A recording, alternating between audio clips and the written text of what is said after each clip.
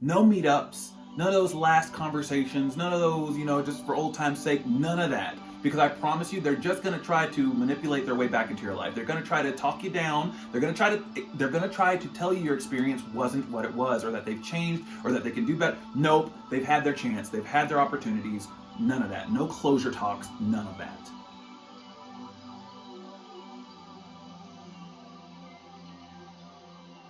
Hi, hello, welcome to my space. I'm so glad to have you here. My name is Douglas, and if this is your first time, welcome. If this is your millionth time, welcome back. I hope your day and your week have just been amazing, and if not, don't worry, there's plenty of time for it to get better, so don't, hold on to hope.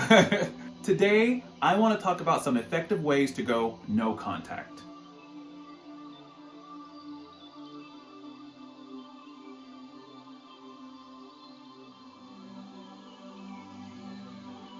Whether you're dealing with family, an ex, or just a general narcissist in your circle, in your sphere, these are going to be some tips for how to kind of navigate that and how to stay away from them effectively. Because that's what it takes when you're dealing with a narcissist. You just have to break away entirely, unfortunately.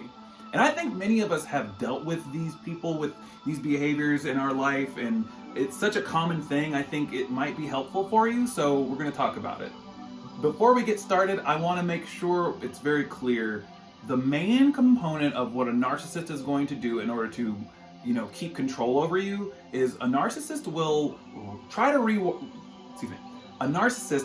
rewrite history so that they can avoid taking accountability for their actions. They can't have you knowing that they are doing the thing that they are doing. That's most of their power, is just keeping you kind of in the dark, emotionally speaking. And they're going to try to rewrite history. So they're going to tell you the thing you experienced didn't happen. They're going to tell you that your recollection of events is wrong, or that whatever. So that's the main thing to know when you're dealing with a person that you should probably go no contact with. So to start, I'm going to talk about some ways for you to know when it's time to go no contact.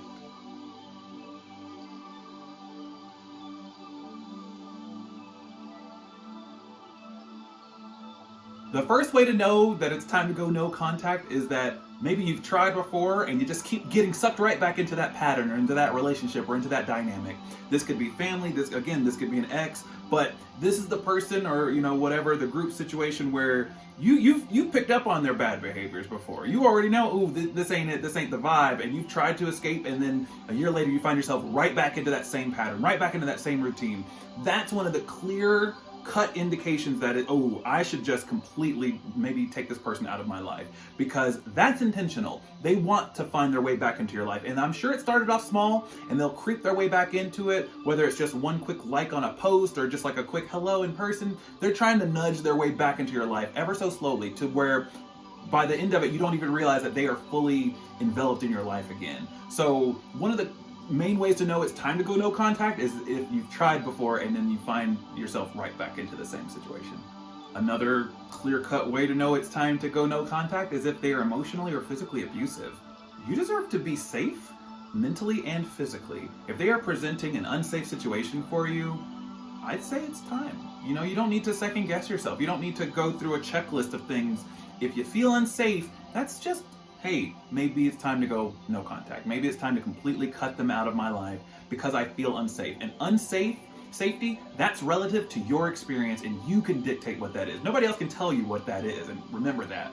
If you just feel unsafe around them, just go no contact. Safety is just top priority. And finally, and there's a million of these, but like, if you've tried to make things work before, or you've tried to defend yourself, or whatever it is, but no matter what, it doesn't seem to work, maybe now's the time to cut them out entirely. If you can just never do right, if they're always picking apart and finding things to be wrong and just always nitpicking you and just always at you, maybe it's time to back away entirely, because that's just not a fruitful relationship. It doesn't matter what the dynamic is. Could be colleagues, could be your mom and dad, could be a sibling, could be a boyfriend or girlfriend, best friend of 20 years, doesn't matter. If nothing you do seems to ever be good enough, ever seems to work, ever seems to make them happy, you know what, maybe be happy by yourself, and away from them at least.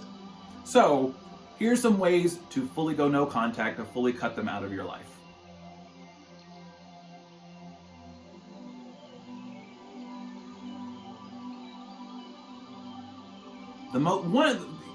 They really will try to slide back in, but that takes a willingness to it takes a willingness to let them be close to you, and they're going to do things in relatively non-harmful presenting ways. So like, no meetups for closure. I don't care if they say they just really want to talk to you one last time, or they just need to sew up some loose ends, whatever. No, you don't need closure, and neither do they. They've had this whole time to have closure and to treat you well, and they haven't, so bounce. Just go. No meetups, none of those last conversations, none of those, just for old time's sake, none of that. Because I promise you, they're just going to try to manipulate their way back into your life. They're going to try to talk you down. They're going to try to tell you your experience wasn't what it was, or that they've changed, or that they can do better. Nope, they've had their chance. They've had their opportunities. None of that. No closure talks. None of that. A small way they're going to try to creep is text messaging. No text. No text messaging. Even if it's just like a chain mail or like them sending a funny meme, none of that. You really have to just stop communication. And that leads me to my next point. No social media connections whatsoever. Block them on Facebook, block them on Snapchat, block them on TikTok. I don't care if you really like their content or you've just known them for a long time, because they will reach out. They will eventually. Or you will, because you're just trying to keep things friendly, or that closure. No, you don't need it. You don't need to, no.